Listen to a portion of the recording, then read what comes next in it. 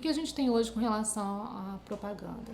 Não é permitido anúncio na televisão, nas revistas, nos jornais, nas rádios, mas é permitida a exposição do produto para venda, nos pontos de venda. E o que a gente viu é que desde essa proibição, a indústria do tabaco ela tem atuado de várias formas para tornar essa única possibilidade de propaganda a melhor possível. E atualmente o que a gente tem na embalagem de cigarro, propriamente dita? A gente tem um lado 100% com uma advertência sanitária, mas infelizmente é o lado de trás da embalagem. Na parte da frente a gente tem 30% da faixa de baixo com uma advertência com texto. Todo o restante da embalagem está disponível para fazer propaganda, com palavras bonitas, cores bonitas, demonstrando como se aquele produto não causasse nenhum mal. Com relação às possibilidades hoje, né, de adoção dessa medida, o Brasil pode seguir alguns exemplos, como o Reino Unido, a França, a Austrália, que foi o primeiro país do mundo a adotar as embalagens padronizadas, e tem atualmente um projeto de lei do senador José Serra, que está tramitando e que está enfrentando muita dificuldade de avançar. Então, o que precisa ser feito é a população se mobilizar, né, as organizações se mobilizarem fortemente no sentido de aprovar esse projeto de lei para que as embalagens no Brasil elas tenham uma cor única, um formato único, que é muito importante, que foi um ponto que eu não cheguei a abordar, mas a gente hoje tem no Brasil formatos extremamente variados de embalagem de cigarro. Tem alguns que se parecem com perfumes femininos. São embalagens muito finas, muito bem produzidas.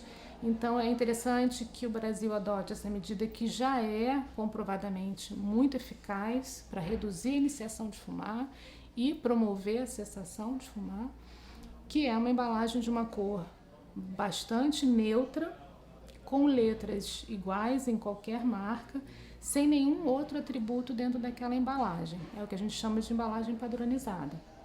Então, isso vai fazer com que o cigarro ele se torne menos atraente para quem não fuma, que ele tente comunicar também um pouco melhor sobre os malefícios, porque uma das funções da embalagem padronizada também é tornar a advertência sanitária mais evidente, porque a gente sabe que a indústria trabalha para tornar as advertências do governo mais fracas. Então, elas usam cores que vão se contrapor à advertência sanitária, diminuindo o impacto dessa advertência, que é onde contém informação para a população.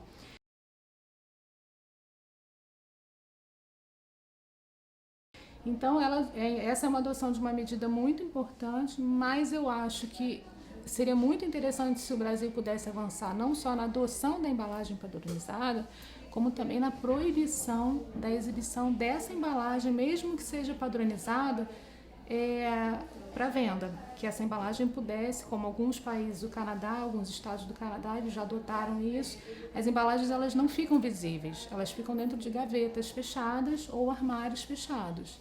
Então, a pessoa não consegue visualizar num ponto de venda a embalagem. Ela pode comprar, como qualquer lugar, mas a embalagem ela não fica visível. Então, seria a proibição total da propaganda no Brasil também.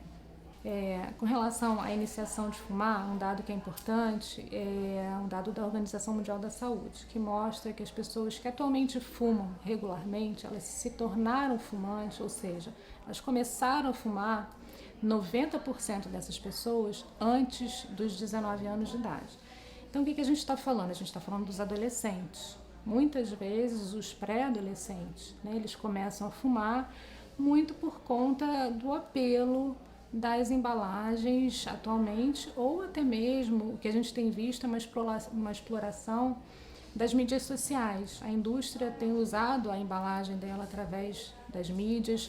Uma outra coisa que é importante são pessoas que são modelos de comportamento, atores, atrizes, enfim, pessoas conhecidas, fazendo alguma cena, fumando, de alguma forma inserindo o cigarro numa situação usual, como se não fosse uma propaganda.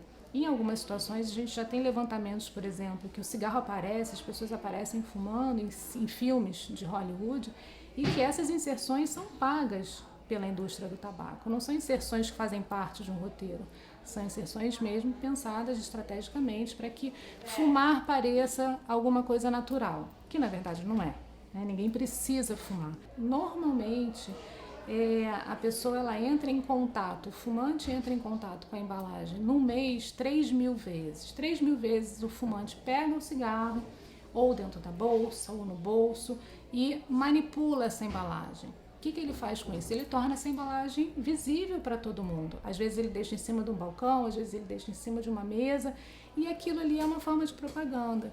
Então a embalagem padronizada, ela também vai trazer essa possibilidade dessa embalagem não ser atraente e não demonstrar ali como se fosse um produto inócuo, inofensivo, que na verdade não é.